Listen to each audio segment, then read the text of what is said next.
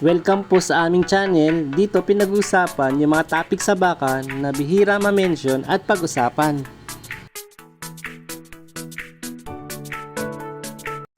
Ang topic po natin ngayon ay ano ang pataba mo sa Napier grass? Mga ka-farm, madalas po akong tanungin ano ang pataba mo sa Napier grass?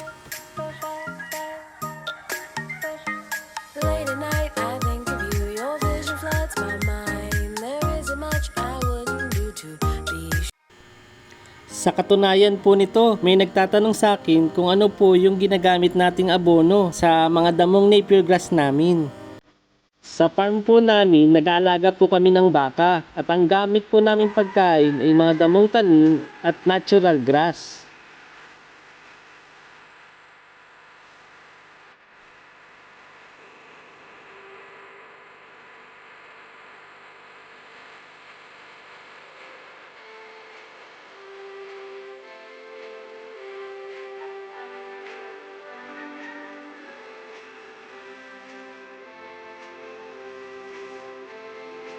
Makikita po na hindi lang po basta-basta kinukuha ang mga native grass.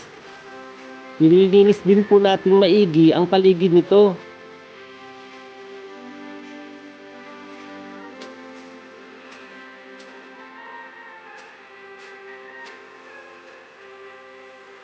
Yung mga hindi native grass na tumubo, kasama na po yung mga pinagputulang tangkay, sila yung magsisilbing pataba po natin.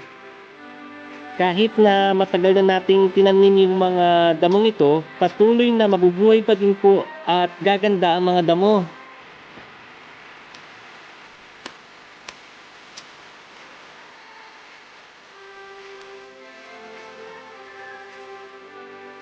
Kaya po masasabi nating sustainable ang pagkuha natin ng mga damong ito. Simple lang po ang sagot namin. Gumagamit po kami ng cow dung o dumi ng baka.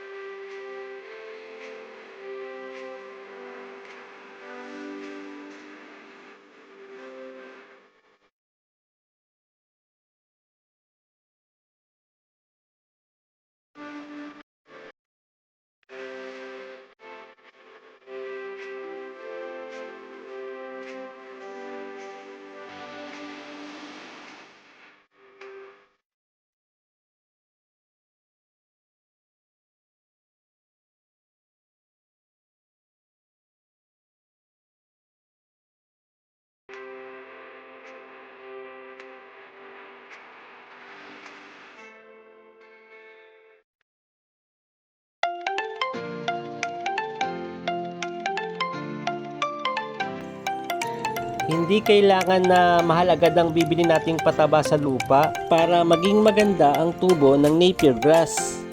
Ang ginagamit po namin ay mga dumi ng baka dahil may organic matter at nutrients ito na makakatulong sa paglago ng mga damo.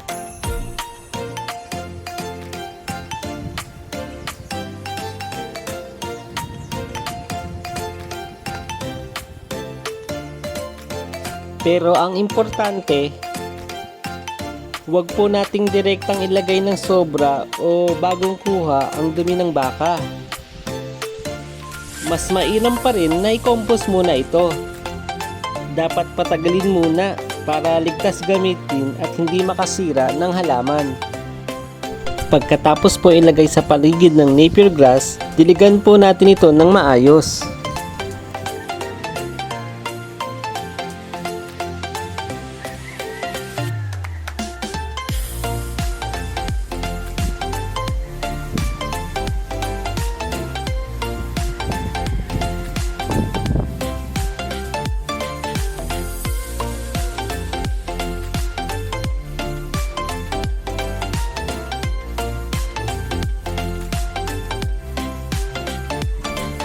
Kaya po kung nagtatanong po kayo kung ano ang pataba namin sa Napier grass,